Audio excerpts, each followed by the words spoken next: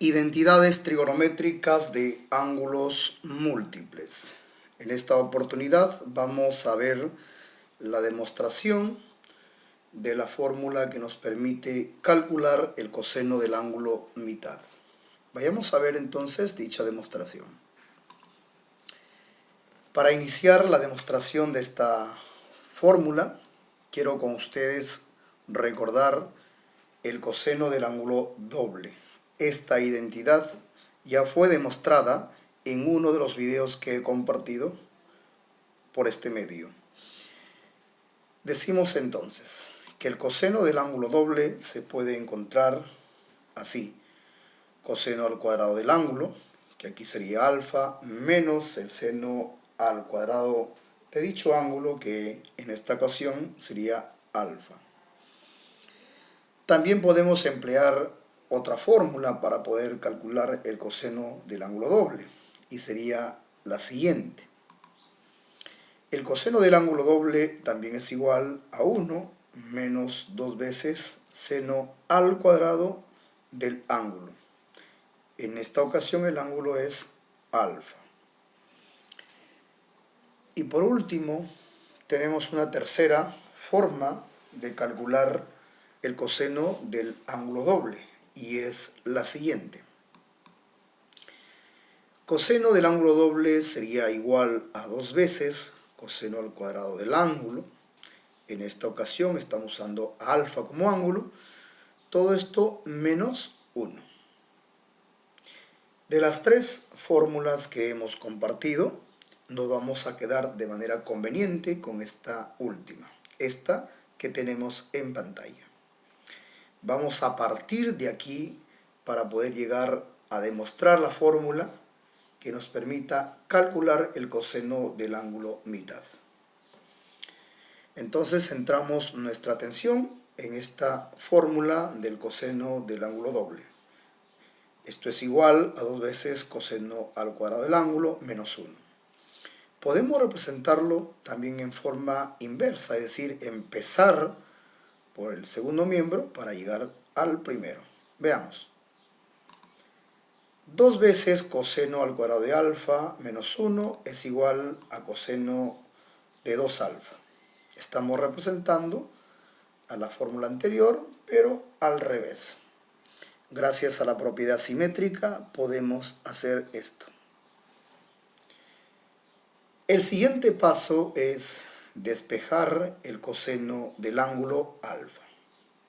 Así que el menos 1 que está en el primer miembro lo vamos a desplazar hacia el segundo miembro, y este va a cambiar de signo. Veamos. Menos 1 pasó hacia el segundo miembro, pero con signo positivo. El objetivo aquí es despejar el coseno del ángulo. Entonces el 2 que está multiplicando al coseno al cuadrado de alfa va a pasar hacia el segundo miembro, pero a efectuar una operación contraria, es decir, a dividir. Así que procedemos a pasar el 2 que está multiplicando en el primer miembro, pasaría al segundo miembro a dividir. Procedemos entonces a desplazar el 2. Aquí lo tenemos. Nos ha quedado coseno al cuadrado de alfa igual a coseno de 2 alfa más 1, todo sobre 2. Necesito que nos quedemos solamente con el coseno de alfa, por lo tanto el exponente que está afectando al coseno de alfa, es decir, el exponente 2, lo vamos a trasladar hacia el segundo miembro. Como aquí el 2 es exponente, pasaría al segundo miembro a ser índice, es decir, raíz cuadrada. Quizás algunos de ustedes preguntarán, ¿pero por qué el índice 2 ya no está? Cuando el índice es 2, este se sobreentiende, no es necesario colocarlo. La raíz cuadrada me puede otorgar un valor positivo o un valor negativo.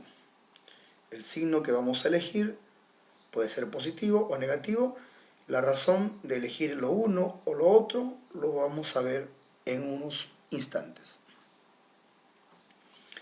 Ahora lo que vamos a tratar es de insertar o de incorporar aquí el concepto del ángulo mitad.